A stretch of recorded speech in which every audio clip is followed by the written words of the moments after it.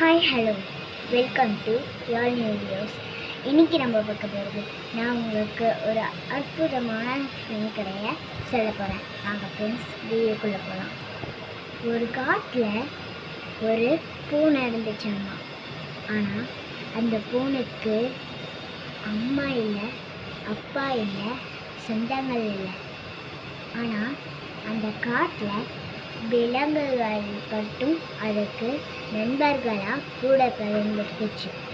ஒரு நாள் ராத்திரி வேட்டைக்காரர்கள் அங்கே போன உடனே எல்லா நண்பர்களும் சேர்ந்து வெளியே போயிட்டாங்க.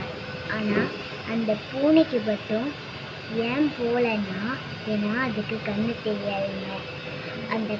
அந்த கண்ணு தெரியாத ஒரு பூனை தான் அவங்க நண்பர்கள் தேடி போச்சாமா.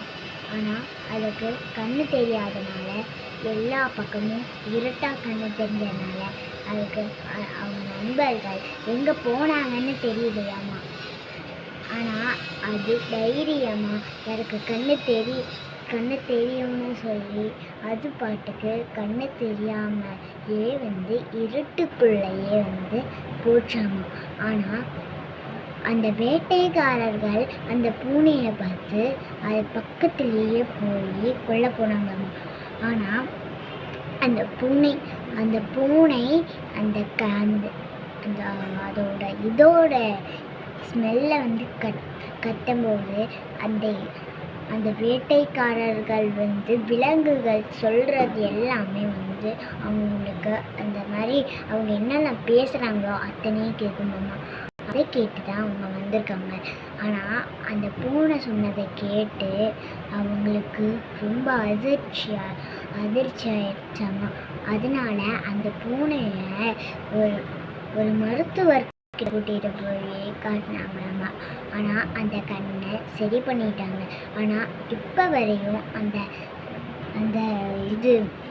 விலங்குகள், அதாவது அந்த பூனையோட நண்பர்கள் கிடைக்கவில்லை.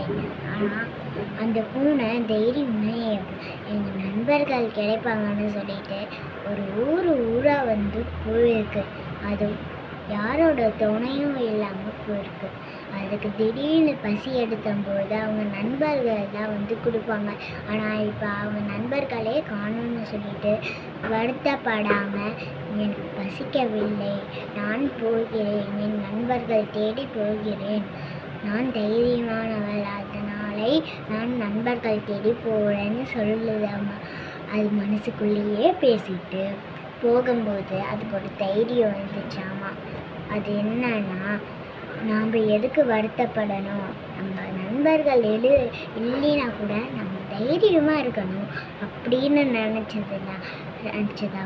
அப்படியே நினச்சிட்டு ஒரு காட்டில் படுக்கும்போது அவங்க நண்பர்கள் வர சத்தம் கேட்டுச்சாமா.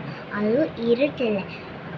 ஆனால் அந்த பூனை இருட்டிலையோ கண்ணு தெரிஞ்சு பயப்படாமல் படுத்திருக்கு.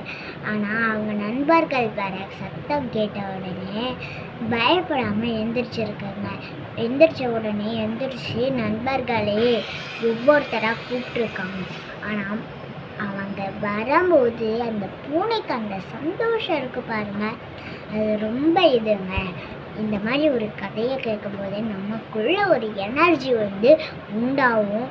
அதை தான் உங்களுக்கு நான் சொல்லியிருக்கேன். இந்த கதையில் என்ன தெரிஞ்சிருக்கீங்கன்னா, எப்பையும் இருட்டுக்குள்ளே இருக்கக்கூடாது.